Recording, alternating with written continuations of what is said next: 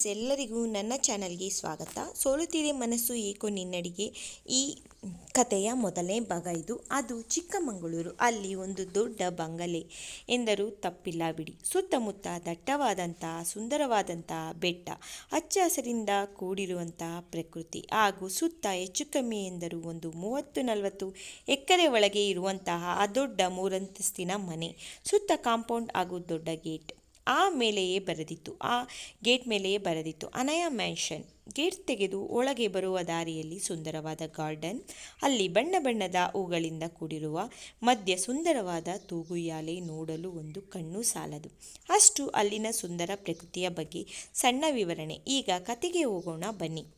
ಅನಯ ಅನಯ ಎಂದು ಗದರುವ ದನಿ ಇಡೀ ಮನೆಯ ತುಂಬ ಪ್ರತಿಬಿಂಬಿಸುತ್ತಿತ್ತು. ಅದೇ ಮನೆಯ 2ನೇ ಮಹಡಿಯಲ್ಲಿ ಒಂದು ದೊಡ್ಡ ರೂಮಿನಲ್ಲಿ ಒಂದು ದೊಡ್ಡ ಬೆಡ್ ಮೇಲೆ ಮಲಗಿರುವ ಒಂದು 19 ವರ್ಷದ ಹುಡುಗಿಗೆ ಆ ದನಿ ಕೇಳಿ ಬೆಚ್ಚಿ ಎಚ್ಚರವಾಗಿತ್ತು. ಆ ದನಿಯಿಂದ ಹೆದರಿದ ಹುಡುಗಿ ಬೇಗ ಎದ್ದು ಆ ರೂಮ್ನಿಂದ ಕೆಳಗೆ ಓಡಿ ಬಂದಿತ್ತು. ಒಂದೇ ಉಸಿರಿಗೆ ಓಡಿ ಬಂದ ಕಾರಣ ಅವಳ ಉಸಿರು ಏರುಪೇರಾಗಿತ್ತು.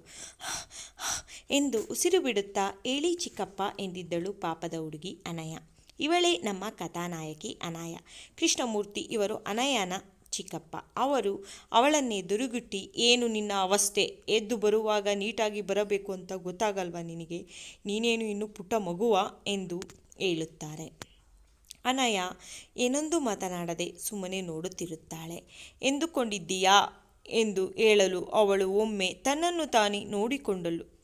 ಎದ್ದು ಬರುವ ಅವಸರದಲ್ಲಿ ಒಮ್ಮೆಯೂ ತನ್ನ ಕಡೆ ತಾನು ಗಮನ ಹರಿಸಲಿಲ್ಲ ಎಂದು ಅನಯಾಗೆ ಈಗ ಗೊತ್ತಾಗಿತ್ತು. ಅವಳ ಕಪ್ಪನೆಯ ಉದ್ದವಾದ ಕೇಶರಾಶಿ ಕೆದರಿತ್ತು ಮತ್ತು ಹಾಲಿಗಿಂತ ಬಿಳುಪಿನ ಅವಳ ಮುಖ ಪೆಚ್ಚಾಗಿತ್ತು. ದಪ್ಪ ದಪ್ಪವಾದ ನೀಲಿ ಕಣ್ಣು, ಅದರ ಸುತ್ತ ಇರುವ ದಟ್ಟವಾದ ಕಪ್ಪು ರೆಪ್ಪೆಗಳು, ಹೊಳೆಯುವ ಗುಲಾಬಿಯಂತಿದ್ದ ಕೆಂಪು ತುಟಿ, ಗಲ್ಲದ ಪಕ್ಕವೇ ಅನಯ ಇರುವ ಒಂದು ಪುಟ್ಟ ಕಪ್ಪು ಮಚ್ಚೆ, ನೀಲವಾದ ಉಬ್ಬು ಭಯದಿಂದ ಕೂಡಿತ್ತು. ಒಟ್ಟಿನಲ್ಲಿ ಅನಯ ಒಂದು ಸೌಂದರ್ಯದ ಗಣಿಯೇ ಸರಿ. ಅನಯ ಹಾಗೆ ಏನೊಂದೂ ಮಾತನಾಡದೆ ಸುಮ್ಮನೆ ತನ್ನನ್ನೇ ನೋಡಿಕೊಳ್ಳುವುದನ್ನು ಗಮನಿಸಿದ ಕೃಷ್ಣಮೂರ್ತಿಯವರು, ಅನಯ, ಅದ್ಯಾಕೆ ಹಾಗೆ ಗರಬಡಿದವಳಾಗಿ ನಿಂತಿದ್ದೀಯಾ, ಹೋಗಿ ಕಾಫಿ ಮಾಡಿಕೊಂಡು ಬಾ ಎಂದರು. ಅವಳು ಏನು ಮಾತನಾಡದೆ ಅಡಿಗೆ ಮನೆಗೆ ಹೋಗಿ ಕಾಫಿ ಮಾಡಲು ನಿಂತಳು. ಅದನ್ನೆಲ್ಲ ಗಮನಿಸುತ್ತಿದ್ದ ಅವರ ಮನೆಯ ಕೆಲಸದವರು ಅವಳನ್ನು ನೋಡಿ ತುಂಬ ದುಃಖವಾಗುತ್ತಿತ್ತು. ಏಕೆಂದರೆ ಅವಳು ಆ ಮನೆಯ ಒಡತಿ, ಅಂದರೆ ಆ ಎಲ್ಲ ಆಸ್ತಿಯ ಒಡತಿ ಅನಯ ಒಬ್ಬಳೇನೆ. ಆದರೂ ಅನಯಗೆ ಯಾವೊಂದು ಸುಖವೂ ಅನುಭವಿಸಲು ಅವರ ಚಿಕ್ಕಪ್ಪ ಚಿಕ್ಕಮ್ಮನ ಫ್ಯಾಮಿಲಿಯವರು ಬಿಡುತ್ತಿರಲಿಲ್ಲ. ಇದನ್ನೆಲ್ಲ ನೋಡುತ್ತಿದ್ದ ಮನೆ ಕೆಲಸದವರು ಅವರ ಮನದಲ್ಲಿಯೇ ಕೃಷ್ಣಮೂರ್ತಿಯವರನ್ನು ಬೈದುಕೊಂಡು ಸುಮ್ಮನೆ ಇರುತ್ತಿದ್ದರು. ಕಾರಣ ಅವರು ಆ ಮನೆಯ ಕೆಲಸದವರು. ಏನೊಂದು ಮಾತನಾಡಲು ಆಗುತ್ತಿರಲಿಲ್ಲ. ಮಾತನಾಡಲು ಹೋದರೆ ಅವರನ್ನು ಕೆಲಸದಿಂದ ತೆಗೆದುಹಾಕುವ ಭಯ ಅವರಲ್ಲಿತ್ತು. ಬನ್ನಿ ನಮ್ಮ ಕಥಾನಾಯಕಿಯ ಕುಟುಂಬ ಪರಿಚಯ ಮಾಡಿಕೊಳ್ಳೋಣ. ನಮ್ಮ ಅನಯಗೆ ಅಪ್ಪ ಅಮ್ಮ ಇಲ್ಲ. ಅಪ್ಪ ಸತೀಶ್, ಅಮ್ಮ ನಯನ. ಅವಳು 10 ವರ್ಷ ಇರುವಾಗ ಕಾರ್ ಆಕ್ಸಿಡೆಂಟಲ್ಲಿ ತೀರಿಕೊಂಡಿದ್ರು. ಅವಳ ತಂದೆ ತಾಯಿ ಎಲ್ಲ ಆಸ್ತಿಯು ಅನಯ ಹೆಸರಲ್ಲೇ ಇರುವುದು. ಆದ ಕಾರಣ ಅವಳು ಚಿಕ್ಕವಳಿದ್ದಾಗಲಿಂದ ಆಸ್ತಿ ಮನೆ ನೋಡಿಕೊಳ್ಳುವ ಸಲುವಾಗಿ ಅವರ ಚಿಕ್ಕಪ್ಪ ಅವಳನ್ನು ನೋಡಿಕೊಳ್ಳುವ ಸಲುವಾಗಿ ಆ ಮನೆಗೆ ಬರುತ್ತಾರೆ. ಅವಳ ಚಿಕ್ಕಪ್ಪ ಕೃಷ್ಣಮೂರ್ತಿ, ಚಿಕ್ಕಮ್ಮ ಸುನಂದ. ಕೃಷ್ಣಮೂರ್ತಿ ಮತ್ತು ಸುನಂದ ಮಗಳು ಸೌಮ್ಯ. ಸುನಂದ ಅವರ ತಮ್ಮ ಕರಣ್ ಈಗ ಸದ್ಯಕ್ಕೆ ಒಟ್ಟಿಗೆ ಇರುವುದು. ಅನಯನನ್ನು ನೋಡಿಕೊಳ್ಳಲು ಬಂದ ಅವಸರದಲ್ಲಿ ಎಲ್ಲ ಚೆನ್ನಾಗಿಯೇ ನೋಡಿಕೊಳ್ಳುತ್ತಿದ್ದರು. ಬರುತ್ತಾ ಪಾಪದ ಹುಡುಗಿ ಅನಯನನ್ನು ಕೆಲಸದವಳ ರೀತಿ ನಡೆಸಿಕೊಳ್ಳಲು ಶುರು ಮಾಡುತ್ತಾರೆ. ಅವಳು ಎಷ್ಟೇ ಪ್ರೀತಿಯಿಂದ ಅವರ ಬಳಿ ಬಂದು ಬೆರೆಯಲು ಪ್ರಯತ್ನಿಸಿದರೂ ಅವಳನ್ನು ದೂರವೇ ಇಡುತ್ತಿದ್ದರು. ಇದನ್ನು ಅರಿತ ಅನಯ ತಾನೇ ಅವರಿಂದ ದೂರ ಇರಲು ಶುರು ಮಾಡಿದಳು. ಅವಳು ಏನು ಹೇಳಿದರೂ ಏನೊಂದು ತಿರುಗಿಸಿ ಮಾತನಾಡುವುದನ್ನೇ ಮರೆತು ಬಿಟ್ಟಳು.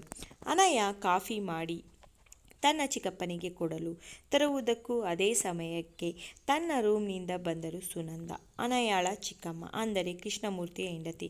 ಏನೇ ಮೂದೇವಿ, ಬರೀ ಅವರಿಗೆ ಕಾಫಿ ತಂದರೆ ಸಾಕ, ನನಗೆ ಯಾರು ತರ್ತಾರೆ ಎಂದು ಹೇಳಲು, ಕ್ಷಮಿಸಿ ಚಿಕ್ಕಮ್ಮ, ನಿಮ್ಗೆ ತರುತ್ತೇನೆ ಎಂದು ಮತ್ತೆ ಅಡಿಗೆ ಮನೆಗೆ ಕಾಫಿ ಮಾಡಲು ಹೋದಳು. ಇತ್ತ ಸುನಂದ ಅವರು ಕೃಷ್ಣಮೂರ್ತಿ ಬಳಿ, ಏನ್ರಿ, ಈ ಅನಿಷ್ಟದವಳನ್ನು ಹೇಗಾದರೂ ಮಾಡಿ ಮದುವೆಗೆ ಒಪ್ಪಿಸಬೇಕು. ಹೇಗೆ ಒಪ್ಪಿಸುವುದು?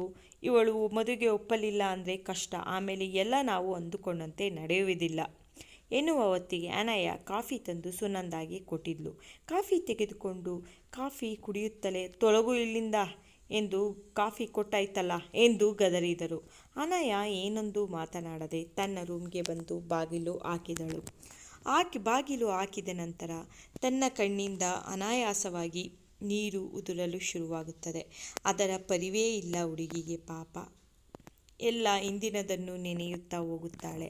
ತನ್ನ ತಂದೆ ತಾಯಿ ಬದುಕಿದ್ದಾಗ ಎಷ್ಟು ಚೆನ್ನಾಗಿತ್ತು, ಅವರು ನನ್ನನ್ನು ಎಷ್ಟು ಚೆನ್ನಾಗಿ ನೋಡಿಕೊಳ್ಳುತ್ತಿದ್ದರು ಅರಿಯಲು ಎಂದು ಯೋಚಿಸುತ್ತಿದ್ದ ಹುಡುಗಿಗೆ ಒಮ್ಮೆಲೆ ಬಿಕ್ಕಳಿಸುತ್ತಾ, ಅಮ್ಮ ಅಪ್ಪ ಯಾಕೆ ನನ್ನನ್ನು ಒಂಟಿಯಾಗಿ ಬಿಟ್ಟು ಹೋದಿರಿ?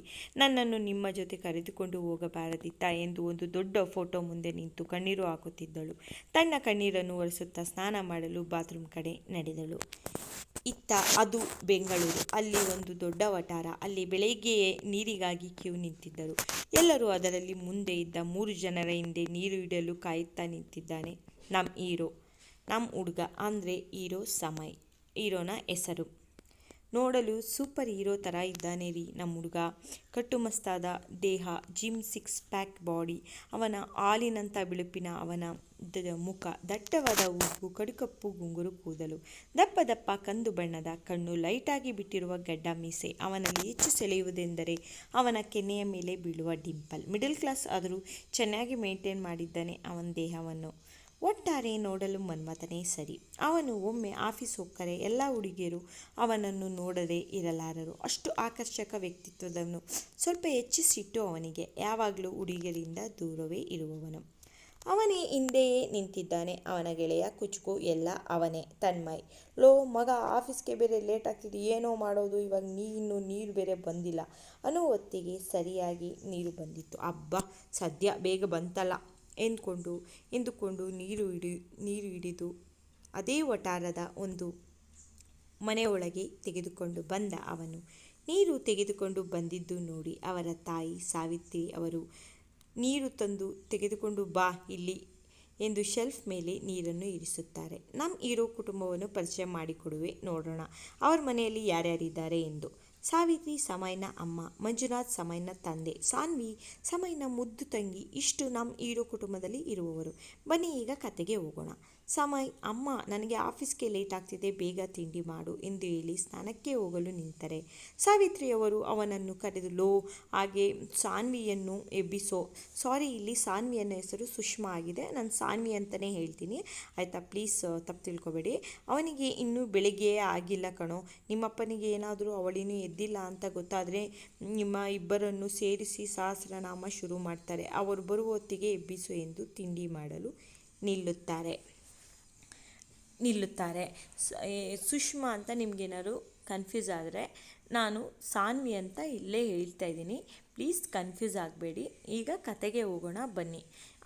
ಅವಳು ಸಾನ್ವಿಯನ್ನು ಎಬ್ಬಿಸುವ ಸಲುವಾಗಿ ರೂಮ್ನತ್ತ ಹೋಗುವನು ಇರುತ್ತಾನೆ ಸಮಯ್. ಅದೇ ಸಮಯಕ್ಕೆ ಆಚೆಯಿಂದ ಕೆಲಸ ಮುಗಿಸಿಕೊಂಡು ಬಂದಿದ್ದರು ಸಮಯ್ನ ತಂದೆ ಮಂಜುನಾಥ್ ಅವರು. ಬರುತ್ತಲೇ, ಏನು ಬೆಳಬೆಳಗ್ಗೆ ಅಮ್ಮಮ್ಮಗ ಏನು ಜೋರು ಮಾತು ಕೇಳಿಸ್ತಿತ್ತು ಎನ್ನಲು ಸಮಯ್, ಏನಿಲ್ಲ ಅಪ್ಪ, ಸುಮ್ಮನೆ ನಾನು ಅಮ್ಮ ಮಾತಾಡ್ತಿದ್ವಿ ಎನ್ನಲು. ಅದು ಸರಿ, ನಿನ್ನ ತಂಗಿ ಚೋಟ್ಮೆಣ್ಸಿಕಾಯಿ ಸಾನ್ವಿ ಎಲ್ಲೂ ಕಾಣಿಸ್ತಿಲ್ಲ ಎನ್ನಲು ಅಮ್ಮ ಮಗ ಮುಖ ನೋಡಿಕೊಳ್ಳುತ್ತಾರೆ. ಅವರಿಗೆ ಅರ್ಥವಾಗಿತ್ತು ಅವಳು ಇನ್ನೂ ಎದ್ದಿಲ್ಲ ಎಂದು. ಓ, ಅವಳು ಇನ್ನೂ ಎದ್ದಿಲ್ವಾ? ಎಷ್ಟು ದೊಡ್ಡವಳಾಗಿದ್ದಾಳೆ, ಇನ್ನೂ ಚಿಕ್ಕ ಮಗುವ ಹಾಗೆ ಆಡ್ತಾಳ, ನೀನಾದರೂ ಬುದ್ಧಿ ಹೇಳಬಾರದು ಸುಮಿತ್ರಾ ಎಂದು ತನ್ನ ಹೆಂಡತಿಗೆ ಹೇಳುತ್ತಿರುತ್ತಾರೆ. ಅದೇ ಸಮಯಕ್ಕೆ ಸಮಯ್, ಅಪ್ಪ ತಲೆ ಕೆಡಿಸ್ಕೋಬೇಡಿ, ನಾನು ಎಬ್ಬಿಸ್ತೀನಿ ಎಂದು ಹೇಳಿ ಸಾನ್ವಿ ರೂಮಿಗೆ ಹೋಗುತ್ತಾನೆ. ಮಂಜುನಾಥ್ ಅವರು ಸಾವಿತ್ರಿಯವರಿಗೆ, ನೋಡು ಸಾವಿ, ನನ್ನ ಮಗ ಎಷ್ಟು ದೊಡ್ಡವ, ನನ್ನ ಮಗ ಮತ್ತು ಮಗಳು ಎಷ್ಟು ದೊಡ್ಡವರಾಗಿದ್ದಾರೆ. ಬೇಗ ಸಮ್ಮಿಗೆ ಒಂದೊಳ್ಳೆ ಹುಡುಗಿ ನೋಡಿ ಮದುವೆ ಮಾಡಿಬಿಟ್ರೆ ನಾವು ನೆಮ್ಮದಿಯಿಂದ ಇರಬಹುದು. ಅವನ ಹತ್ರ ಮಾತಾಡು, ನಾನು ಹೋಗಿ ಸ್ವಲ್ಪ ರೆಸ್ಟ್ ಮಾಡ್ತೀನಿ, ತುಂಬ ಸುಸ್ತಾಗ್ತಿದೆ ಎಂದು ತನ್ನ ರೂಮಿನ ಕಡೆ ಹೋಗುತ್ತಾರೆ. ಸಾವಿತ್ರಿಯವರು ಅವರ ಮಾತಿಗೆ ಸರಿ ಎಂದು ತಲೆ ಆಡಿಸುತ್ತಾರೆ. ಇತ್ತ ಸಮಯ್ ಸಾನ್ವಿ ರೂಮಿಗೆ ಹೋಗುತ್ತಾನೆ. ಅವಳು ಇನ್ನೂ ಮಲಗೇ ಇರುವುದನ್ನು ನೋಡಿ, ಚೋಟ್ ಮೆಣಸಿನ್ಕಾಯಿ ಎಷ್ಟೊತ್ತು ಎದ್ದೋಳು, ಮೇಲೆ ಕಾಲೇಜ್ಗೆ ಬೇರೆ ಟೈಮ್ ಆಗ್ತಿದೆ, ಅಡ್ಮಿಷನ್ ಮಾಡಿಸ್ಬೇಕು ನಿನ್ನ ಹೊಸ ಕಾಲೇಜಿಗೆ ಅಂತ ಅವಳ ತಂಗಿಯನ್ನು ಎಬ್ಬಿಸಲು ನೋಡುತ್ತಾನೆ. ಅವಳು ಹೇಳದೇ ಇದ್ದಾಗ ಅವಳ ಅಂಗಾಲಿಗೆ ಕಚಗುಳಿ ಇಡಲು ಶುರು ಮಾಡುತ್ತಾನೆ. ಅವಳು ನಗುತ್ತಾ, ಅಣ್ಣ ಪ್ಲೀಸ್ ಆಗ ಮಾಡಬೇಡ ಅಣ್ಣ, ನನಗೆ ಕಚಗುಳಿ ಆಗುತ್ತೆ ಎಂದು ಎದ್ದು ಕೂರುತ್ತಾಳೆ. ಲೋ ಅಣ್ಣ, ಏನು ನಿಂದು ಬೆಳಗ್ಗೆ ನೆಮ್ಮದಿಯಾಗಿ ನಿದ್ದೆ ಕೂಡ ಮಾಡಲು ಬಿಡುವುದಿಲ್ಲ ಎನ್ನುವ ಹೊತ್ತಿಗೆ ಆಚೆಯಿಂದ ಮಂಜುನಾಥ್ ಅವರು ಸಾನ್ವಿ ಎಂದು ಕೂಗುತ್ತಾರೆ. ಅವರ ಧ್ವನಿ ಕೇಳಿ, ಅಯ್ಯೋ ಅಣ್ಣ ಅಪ್ಪ ಬಂದಿದ್ದಾರಾ, ನೀನು ಯಾಕೆ ಮೊದಲೇ ಹೇಳಲಿಲ್ಲ ಎನ್ನಲು ಸಮಯ್ ಸರಿ ಬೇಗ ಹೋಗಿ ರೆಡಿಯಾಗು, ಕಾಲೇಜ್ಗೆ ಲೇಟ್ ಆಗ್ತಿದೆ ಎಂದು ಹೇಳಿ ಸಾನ್ವಿಯನ್ನು ಎಬ್ಬಿಸಿ ಸ್ನಾನಕ್ಕೆ ಕಳಿಸಿ ತಾನು ಸ್ನಾನ ಮಾಡಲು ಬಾತ್ರೂಮ್ ಕಡೆ ನಡೆಯುತ್ತಾನೆ. ಇಷ್ಟು ಕತೆ ಮುಂದುವರಿಯುವುದು. ಇದು ಮೊದಲ ಎಪಿಸೋಡ್ ಆಗಿದ್ದು, ಪ್ಲೀಸ್ ಈ ಕತೆ ಹೇಗಿದೆ ಅಂತ ಹೇಳ್ಬಿಟ್ಟು ನೀವು ಕಮೆಂಟ್ ಮೂಲಕ ತಿಳಿಸಿ. ಕತೆ ಹೇಗೆ ಮೂಡಿ ಬರ್ತದೆ ಅಂತ ಹೇಳ್ಬಿಟ್ಟು ಪ್ಲೀಸ್. ಇದು ನನ್ನ ಮೊದಲನೇ ಪ್ರಯತ್ನ ಮಾಡಿ ಕತೆ ಬರಿತಾ ಇರೋದು. ಪ್ಲೀಸ್ ಸಹಕರಿಸಿ ಆಯಿತಾ. ಸಬ್ಸ್ಕ್ರೈಬ್ ಮಾಡಿ, ಲೈಕ್